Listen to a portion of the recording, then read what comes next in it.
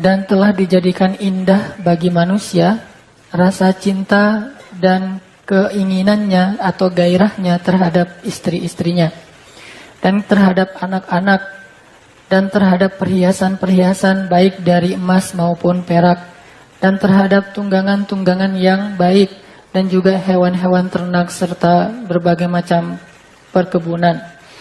Yang demikian itulah kesenangan dalam kehidupan dunia dan Allah di sisinya ada tempat tinggal yang lebih baik. Ini adalah salah satu tentang ayat yang ngebahas bahwa cinta itu indah. Allah sendiri yang bilang cinta itu indah. Siapa yang menjadikan cinta itu indah? Allah. Tapi sebelum saya bahas nih, saya masih ngelihat nih banyak wajah-wajah yang agak-agak tegang gitu ya. Padahal ngebahas cinta itu nggak boleh serius loh. Jadi membahas cinta itu biasanya pembahasannya bukan bab cinta. Kalau itu bab kematian, bab azab kubur, itu memang harus serius. Tapi kalau ngebahas cinta itu, gitu-gitu kan ya. Harusnya kita senyum-senyum, santai. Dan kalau perlu juga nggak perlu berdesak-desakan, kecuali karena emang penuh banget gitu ya. Kadang-kadang kan kita pengen nunjukin, Majelis Latif mah luar biasa ya, penuh banget desak-desakan, padahal di luar masih agak-agak lebar tuh, agak-agak banyak tempatnya. Intinya ngebahas tentang cinta itu jangan serius. Kita menikmati pembahasan malam ini secara santai nih. Saya nggak pengen ceramah, tapi pengen sharing-sharing aja. Kita akan ngebahas beberapa sebutlah mungkin kata-kata para ulama tentang cinta. Dan Allah sendiri bilang di Al-Quran, cinta itu indah. Itu Allah sendiri bilang. Allah bilang, Zuyyina linnasi hubbus syahawat. Allah jadikan indah atau dijadikan indah bagi manusia cinta dan gairah terhadap istri. Di dalam ayat ini Allah nggak bilang terhadap perempuan secara umum, tetapi An-Nisa di sini pakai alif lam yang artinya khusus. Dan khusus di sini artinya istri. Kalau enggak kepada istri, tapi terasa indah, itu bukan dari Allah. Aduh, saya mah kalau ngelihat dia deg-degan gitu. Kalau ngelihat dia nggak bisa berdiri, bisanya jongkok gitu. Itu berarti bukan dari Allah tuh. Kalau yang kepada istri ada rasanya, itu dari Allah. Karena Allah hanya memberikan rasa indah itu kalau kepada yang halal, yang baik.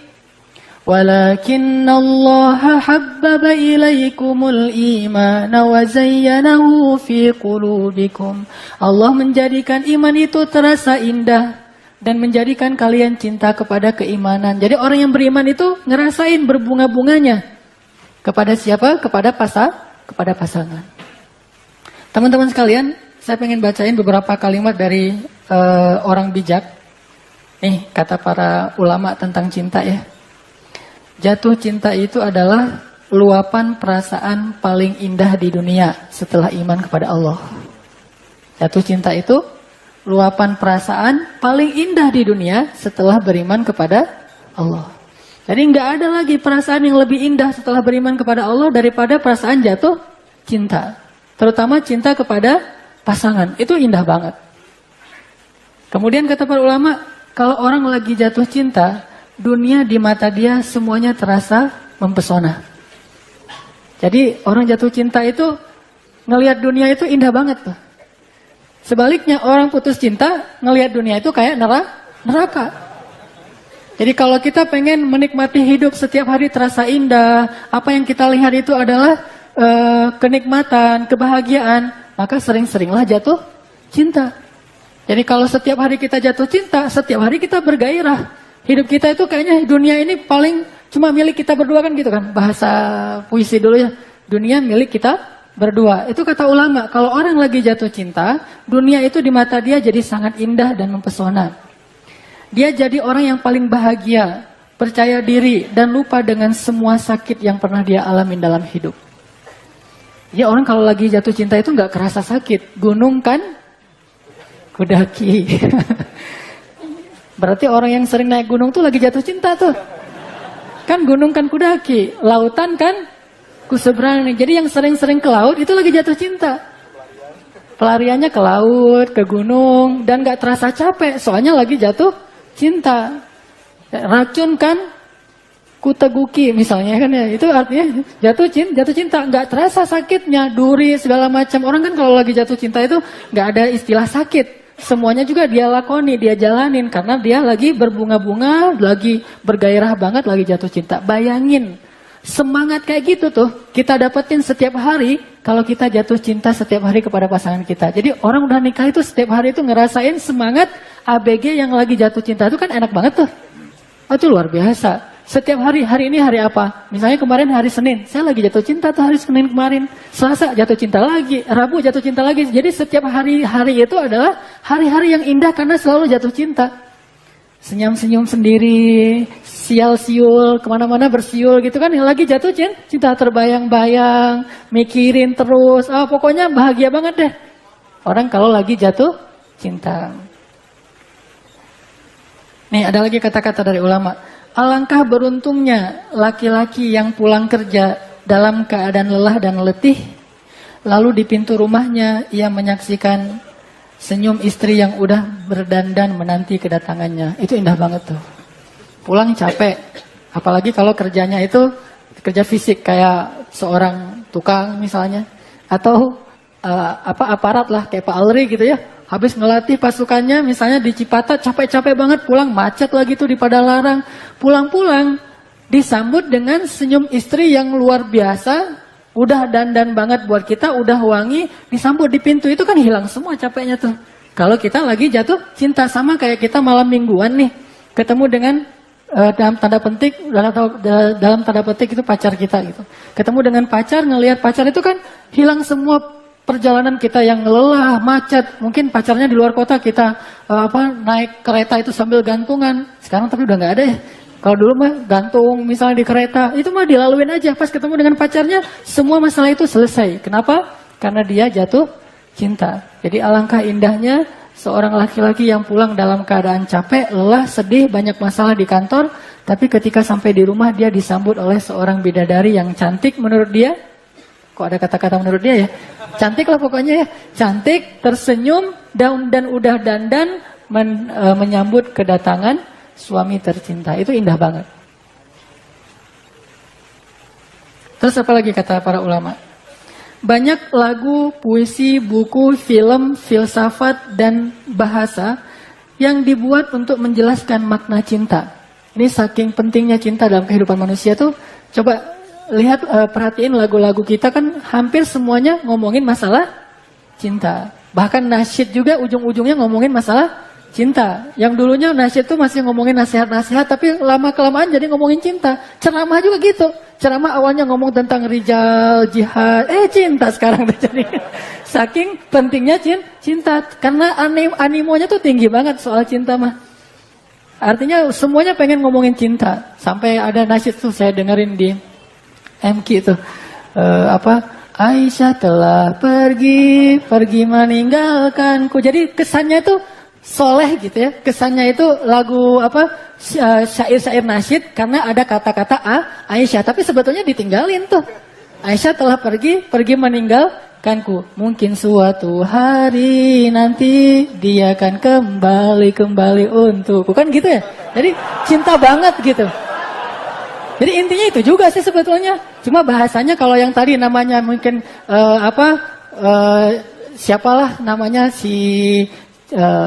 apa sih kalau cewek yang bukan nama-nama Islam? Saya emang nggak banyak hafal nama-nama cewek soalnya.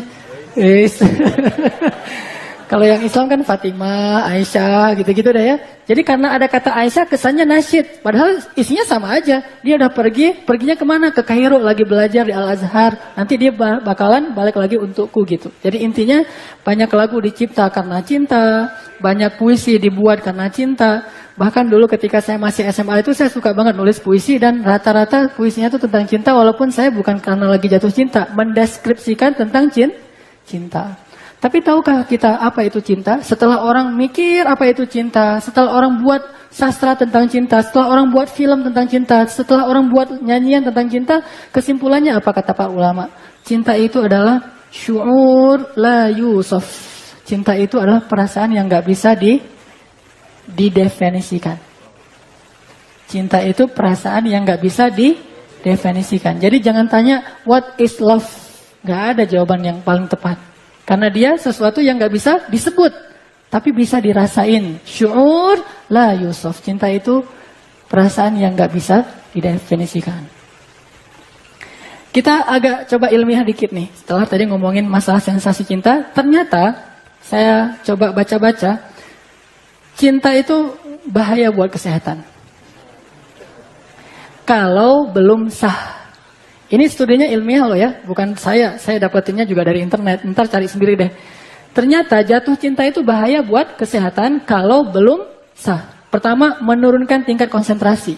Jadi benar kata Mario Teguh, salah satu yang menurunkan kualitas prestasi anak muda Indonesia itu karena cinta. Kok keras banget dari belakang? Semangat banget. Oke. Dr. Helen Fisher, ini benar apa enggak ya? Tapi saya dapatnya juga kayak gitu. Dari ilmuwan dari Rutgers University di Amerika mengatakan bahwa seseorang yang jatuh cinta seringkali ngalamin kesulitan dalam berkonsentrasi karena terus-menerus mikirin orang yang dicintai. Ada nggak orang yang jatuh cinta terus nggak pernah mikir tentang orang yang dicintai? Kan nggak ada kan ya? Saya cinta loh sama kamu, tapi kok kamu nggak ngejemput aku tadi siang, katanya mau dijemput. Oh iya ya, saya lupa soalnya sibuk dengan kerjaan sendiri. Itu nggak ada tuh. Pasti dia yang dia pikirin orang itu, cewek itu, dan nggak akan kepikiran yang lain-lain lagi sampai makan juga lupa gitu. Gara-gara mikirin dia. Hal ini merupakan akibat dari hormon dopamin yang membuat seseorang lebih obsesif. Dan ini lebih sering terjadi pada orang yang belum nikah. Catat tuh. Bagi yang belum nikah. Ternyata bagi yang belum nikah, cinta itu justru bahaya. Makanya saya baru ngerti, oh benar ya, di zaman Rasul, cinta itu hanya adegan-adegan yang disebutkan setelah orang nikah. Nggak ada cerita cinta sebelum nikah tuh di zaman Rasul tuh nggak ada tuh. Kita hampir nggak menemukan ada kisah cinta sebelum nikah di zaman Rasul, nggak ada. Semua kisah cinta itu terjadi setelah nikah. Itu indahnya cinta di masa itu. Kenapa? Karena cintanya itu cinta yang positif, bukan cinta-cintaan atau cinta monyet. Kedua, bikin mual. Cinta itu bikin mual. Ketika seseorang bertemu pacar yang dicintai, maka akan terjadi apa sih ini? Pelepasan norepinefrin. Ada yang ngerti nggak? Pokoknya ikutin aja lah ya. Dopamin dan kortisol mengalirkan darah dari usus hingga memberikan efek mual dan rasa gugup. Pernah ngerasain nggak sih yang gitu-gitu? Pernah ya? Oh berarti emang nggak bener nih cintanya. Terus yang ketiga, jatuh cinta itu bikin nggak bisa tidur, susah tidur. Orang yang jatuh cinta sebelum nikah itu sering susah tidur karena secara ilmiah produksi hormon dopamin dan norepinefrin yang terlalu banyak. Gitu deh. Sosok ilmiah tapi nggak ngerti. Nah gitu pokoknya. Ini dapatnya bukan dari tulisan orang ya, tapi dari majalah dan dari surat kabar yang ada di internet, yang online. Terus nih, jatuh cinta itu baik buat kesehatan kalau sudah sah. 1, nambah fit. Menurut penelitian di jurnal psikofisiologi, kalau kita sering mikirin orang yang kita cintai, kita bisa dapetin energi tambahan. Ini kata-kata saya aja nih yang di bold. Kalau mikirin yang ngeselin dari dia, oh nggak usah dipikirin. Dan menurut sebuah studi dari University College London, olahraga bareng pasangan itu lebih baik daripada sendiri. Nah, itu kan keren banget tuh. Olahraga bareng pasangan itu lebih baik daripada sendiri. Misalnya, gendongin istri dari garasi mobil sampai ke dalam rumah. Wih, keren tuh. Itu kan olahraga bareng pasangan. Jadi pas turun mobil biar romantis gitu ya. Yang, kamu jangan turun dulu. Kenapa? Ada sesuatu buat kamu. Ya. Terus kita... Kita ke seberang gitu kan, bukain mobil buat istri kita gendong. Pernah nggak gendong istri? Ah, istri juga belum punya, gimana mau digendong? Makanya saya bilang nih, cinta dalam Islam itu cinta yang sah. Dan kenapa orang malu-malu ngomongin cinta yang baik kayak gini? Sementara orang nggak malu ngomongin cinta yang tadi yang negatif. Kalau saya sih pede aja ngomongin cinta yang sudah sah, karena itu bagus banget, luar biasa. Rahmat dari Allah lah. Jadi kalau Rasulullah pernah gini nih. Pas Rasulullah bawa pulang Sofia, kan Sofia itu dinikahin setelah habis perang ya. Nah pas habis nikah, Sofia ini maaf di antara istri-istri Nabi yang paling tidak terlalu tinggi fisiknya. Dia agak-agak imut gitu, bukan unyu-unyu ya, imut. Nah pas Sofia mau naik ke atas onta, karena nggak sampai kakinya, akhirnya Nabi itu gini. Maaf nih saya praktekin dikit ya. Nabi itu duduk gini, tuh jantan banget tuh, keren banget tuh, gini loh. Jadi Nabi, Sofia, gitu kan, naik ke atas lutut Nabi. Jadi Sofia tuh naik atas lutut Nabi, terus dibantuin satu kaki lagi sama Nabi untuk bisa naik ke atas onta. Kalau dalam bahasa sekarang, enggak usah gitu-gitu amat, kan mobilnya sedan, nggak perlu digituin juga kan ya. Kalau mobilnya sedan terus kita sok-sok duduk kayak gitu, apaan sih lo gitu kata istri kita. Udah aja kalau bahasa sekarang, maka bukain pintu mobil itu adalah ngikutin sunnah Nabi ketika Nabi mempersilahkan Sofia naik ke atas unta dengan bertanggakan lutut beliau. Itu kan romantis banget dan itu olahraga paling keren. Ternyata menurut orang barat aja, olahraga bareng pasangan itu lebih efektif daripada olahraga sendiri. Olahraga sendiri kan cemberut aja nggak jelas gitu kan ya. Kalau olahraga bareng pasangan itu luar biasa. Tadi salah satunya gendongin istri dari garasi sampai ke dalam rumah. Coba deh. Coba tuh luar biasa. Saya sering soalnya. Makanya kenapa saya rajin lari apa segala macam biar bisa gendong istri. Terus yang kedua, cepat sembuh kalau lagi sakit. Gimana enggak? Kalau lagi sakit tuh cepat sembuh ketimbang yang jomblo. Saya pernah ngerasain jomblo tuh sakit tuh susah banget sembuhnya. Tapi kalau udah nikah, sakit malam itu juga sembuh. Pas datang, yang aku lagi sakit kepala nih. Yang mana? Kepala dipegang sebelah mana? Yang ini nih dipegang langsung sembuh kan? Yang lain yang sakit. Nah, ini. Memandang wajah pasangan itu ternyata bisa ngurangin sakit sampai 40%. Wah, luar biasa ya. Masya Allah, benar kata Nabi, ketika seorang suami memandang istrinya dengan kasih sayang, maka berguguranlah dosanya. Mungkin gara-gara dosanya berguguran, sakitnya sembuh kan? Salah satu penyebab sakit itu karena dosa kan? Jadi pas memandang wajah istri itu, dosa kita berguguran 40%. Dosa kita. Lalu ketika istri balas memandang dengan senyumannya, lalu istri datang ke kamar, maka itu berguguran lagi dosa. Lalu ketika mereka tutup pintu, gugur lagi itu dosa. Ketika titik, itu semua dosa itu gugur. Luar biasa ya. Islam sampai ke sana ngebahas, luar biasa. Jadi bukan hanya masalah have fun, senang-senang, tetapi ternyata ada hubungannya dengan tadi labelnya itu syariat banget gitu. Menurut studi di PLOS ONE, alasannya memandang wajah orang yang dicintai itu bisa mengaktifkan pusat reward di otak yang dapat memicu pelepasan opioid alami. Yang di bawahnya nggak usah dibaca. Oke? Apa tadi? Cepat nyembuhin sakit. Hanya dengan melihat wajah pasangan. Sama kayak seorang ayah yang capek banget, tapi terus pas pulang ke rumah ngelihat wajah anaknya yang paling dia cintai kan? Itu kan langsung hilang capeknya dan saya ngerasain banget. Kalau saya lagi capek pulang terus ngelihat Mutia atau ngelihat Yahya, apalagi bisa main-main sama Yahya walaupun capek, itu hilang semua masalah gitu. Karena cinta banget kepada anak, begitu juga kepada pasangan. Terus terhindar dari serangan jantung. Tuh, luar biasa cinta bisa menghindari dari serangan jantung. Orang yang sedang jatuh cinta sering senyum-senyum sendiri dan berbunga-bunga. Nah itu bagus banget tuh buat ngurangin tekanan darah dan anti stres. Menurut hasil dari penelitian di titik-titik itu baca sendiri, duduk lama-lama dekat kekasih itu bisa nurunin tekanan darah. Bayangin dalam penelitian lain ditemukan kalau orang yang udah nikah sering menghabiskan waktu bersama itu 12% lebih aman dari serangan jantung dibandingkan yang masih jomblo.